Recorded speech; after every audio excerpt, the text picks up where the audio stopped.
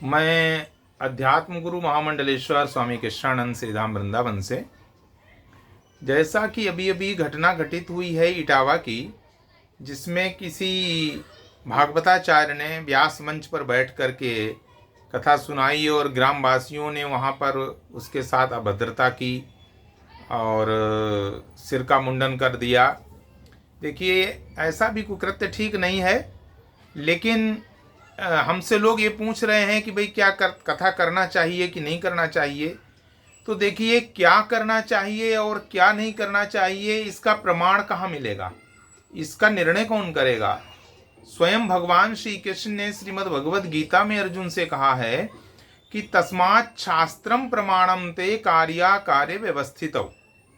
शास्त्र प्रमाण होता है कि क्या करना चाहिए और क्या नहीं करना चाहिए। अब शास्त्र क्या कहता है कि व्यास मंच पर बैठ करके किसको कथा सुनानी चाहिए, प्रश्न अब ये उठता है। अभी मैं बात विधि निषेध की कर रहा हूं कि क्या करना चाहिए और क्या नहीं करना चाहिए। तो श्रीमद् भागवत महापुराण के ही महात्म्य में बताया गया है कि विरक्तो वैष्णवो विप्रो वेद शास्त्र विशुद्धिकृत दृष्टांत कुशलो धीरो वक्ता कार्योति निष्प्रिया।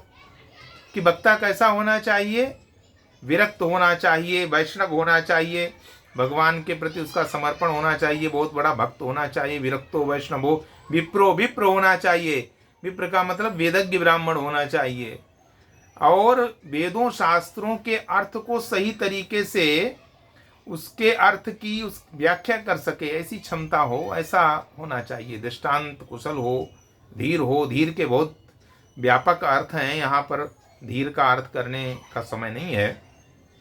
तो ये वक्ता के लक्षण हैं। देखिए, भगवान का चरित्र करना, गुणगान करना अपराध नहीं है, लेकिन अपनी पहचान छिपा कर के कोई कृत्य करना ये अपराध की श्रेणी में आ जाता है। चाहे यादव हों वो गुणगान करें भगवान का, चाहे क्षत्रिय भगवान का गुणगान करें, चाहे ब्राह्मण गुणगान करें, लेकिन पहचान छिपा करके मत करो। जिसकी इच्छा होगी वो बुलाएगा, नहीं इच्छा होगी नहीं बुलाएगा आपको। तो दूसरी बात, आज मैं ब्राह्मणों से भी कहना चाहता हूँ और यादवों से भी पूछना चाहता हूँ कि क्या यादव जो है वो सनातनी हिंदू नहीं है क्या? जैसे ब्राह्मण सनातनी हिंदू हैं, वैसे ही यादव भी सनातनी हिंदू हैं। और ये बहुत बड़ी साजिश है राजनीतिक कि सनातनी हिंदुओं को लड़ाने का एक कुत्सित प्रयास किया जा रहा है, और इस मामले को ब्राह्मण बनाम यादव बना दिया गया है। जैसे हमारा यादव सनातनी हिंदू है, वैसे ही हमारा ब्राह्मण भी सनातनी हिंदू है। और आज के समय की मांग है कि जैसे वहाँ शिया मुसलमान हैं, सुन्नी मुसलमान हैं, पसमानदा मुसलमान हैं, ऐसे ही आज के समय में हम सब ब्राह्मण हिंदू हैं, क्षत्रिय हिंदू हैं, वैश्य हिंदू हैं, यादव हिंदू हैं, सभी लोग हम लोग हिंदू हैं। और इसी तरह से वह हमें अपनी पहचान बतानी चाहिए। तो आज ये समय जो है हिंदुओं को संगठित रह करके विधर्मियों से लड़ने का है और सनातन विरोधियों से लड़ने का है। और आपस में सनातनी हिंदू, ब्राह्मण और यादव सब सनातनी हिंदू हैं तो भाई भाई हुए, और आपस में लड़ना ठीक नहीं है। और जब हम प्रमाण की बात करते हैं तो शास्त्र प्रमाण है। शास्त्र बताता है कि अनुष्ठानिक रूप से व्यास मंच पर किसे बैठना चाहिए, और भगवान का गुणगान करने के लिए, भगवान का चरित्र कहने के लिए, उनकी लीलाएं, उनका गुणगान करने के लिए इस कलयुग में कोई भी कर सकता है भगवान का गुणगान।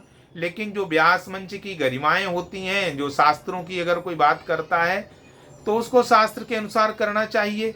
दूसरी बात, सबसे बड़ा अपराध है कि हमें अपनी पहचान छुपा करके कोई कृत्य नहीं करना चाहिए। यदि हम कोई कर्म अपनी पहचान छुपा करके करते हैं तो वो अपराध की श्रेणी में आ जाता है।